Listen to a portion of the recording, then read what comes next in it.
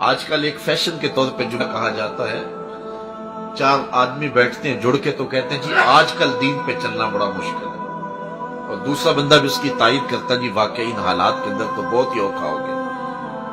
اس کے جواب کے اندر میں بات کہا کرتا ہوں کہ یہ وہ شخص کہہ رہا ہے دین پہ چلنا مشکل ہے جو مسجد میں آتا ہے تو پنکھے لگے ہوئے ہیں، اے سی چل رہے ہیں، موسم کے مطابق گرم اور ٹھنڈا پانی دستیاب ہے، وہ کہہ رہا ہے جی آج کل دین پہ چلنا بڑا اوکھا ہو گیا، بڑا مشکل ہو گیا۔ تو میں کہا کرتا ہوں صاحب تیرے لیے مشکل ہے یا کربلا والے حسین کے لیے مشکل تھا؟ جنہوں نے مشکل کاٹی عملاً انہوں نے نہیں کہا تھا کہ دین پہ چلنا مشکل ہے۔ حضرت بلال حبشی تپتی ہوئی ریت کے اوپر سجدے کرتے رہے، انہوں نے تو نہیں کہا کہ دین پہ چلنا مشکل ہے۔ جن کے لیے مشکل تھا انہوں نے بھی مشکل نہیں سمجھا، اور ہمارے لیے تو مشکل ہے ہی نہیں۔ ہم تو پیدا ہوئے تو مؤذن نے کان میں آ کے اذان دی مبارک ہو تو حضور کا غلام بن کے آ رہا ہے۔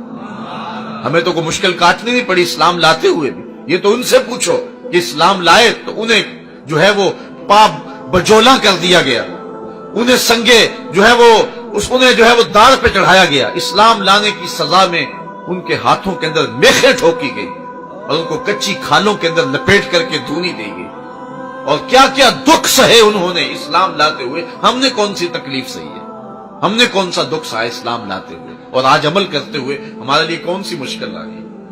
حضرت بلال حبشی رضی اللہ تعالیٰ عنہ کی زندگی دیکھیں، کبھی آپ پر جبر و ظلم کیا جا رہا ہے، کبھی برستے کوڑوں میں بھی عہد کی صدائیں لگا رہے ہیں، اور کبھی آپ کے پاؤں کے اندر رسی ڈال کے مکے کے بازاروں میں گھسیٹا جاتا ہے، لیکن بلال ہے کہ مسکراتے ہوئے عہد ہی پکارتا ہے، زخم پہ زخم کھا کے جی، خون جگر کے گھونٹ پی، آہ نہ کر لبوں کو سی یہ عشق ہے دل لگی بھی۔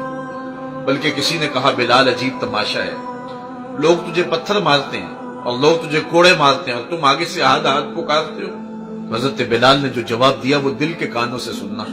حضرت بلال بولے کہ تم بازار میں جاؤ نا مٹی کا برتن خریدنے کے لیے تو اس کو بھی ٹھونک ٹھونک کے دیکھتے ہو کہیں کچا تو نہیں، تم تو مٹی کا برتن بھی خریدنے جاؤ تو اس کو بھی ٹھونک بجا کے دیکھ رہے ہو، میرا مالک بلال کو خرید رہا ہے، دیکھ رہا ہے بلال کہیں کچا تو نہیں ہے۔ میں کہتا ہوں مالک خرید لے بلال کو، کھال ادھر بھی جائے گی، حق کی آواز ختم نہیں ہو۔ محبت تو اسے کہتے ہیں، پیار کی کہانی تو یہ ہے۔ اس راستے کے اندر کتنے کتنے دکھ سہنے والوں نے دکھ سہے، لیکن کیا انہوں نے اسلام سے منہ موڑ لیا؟ آج ہم بڑی آسانی سے کہہ دیتے ہیں آج کل بڑا مشکل ہو گیا۔ پہلی بات تو مشکل ہے ہی نہیں، اور دوسری بات مشکل ہو بھی تو کوئی دوسرا آپشن ہی ہمارے پاس نہیں ہے۔ ہم تو جیئیں گے تو محمد ربی کے لیے، ہم تو مریں گے تو دین رسول کے لیے۔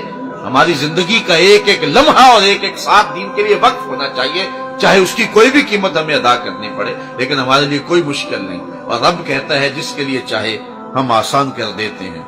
فذکر نفعت الذکر، آگے ارشاد فرمایا محبوب آپ ان کو نصیحت کرتے جائیے، نصیحت ان کو ضرور فائدہ دے گی۔ روزانہ ایک قطرہ پانی کا پتھر کے اوپر ٹپکے تو ایک دن اس پتھر میں بھی سوراخ ہو جائے۔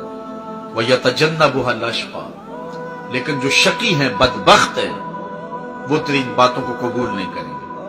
اب ان کا نہ قبول کرنا کیا ان کے لیے فائدہ بخش ہوگا؟ وہ دنیا کے اوپر تو اللہ کی طرف سے ان کی رسی ڈھیلی ہو سکتی ہے، لیکن آخرت کے اندر جو وہ سزا پائیں گے اس کا ذکر کتاب رحمت نے کیا، الذی یصلی النار الکبریٰ، پھر اللہ انہیں بڑی آگ میں تاپے گا۔ وہ آگ کتنی بڑی ہوگی جس کو میرا رب بھی بڑی کہہ رہا ہے۔ حضور نے ارشاد فرمایا، مشکات کی روایت ہے، جبریل امین سے کہا کہ مجھے جہنم کے عذابوں کا ذکر سناؤ۔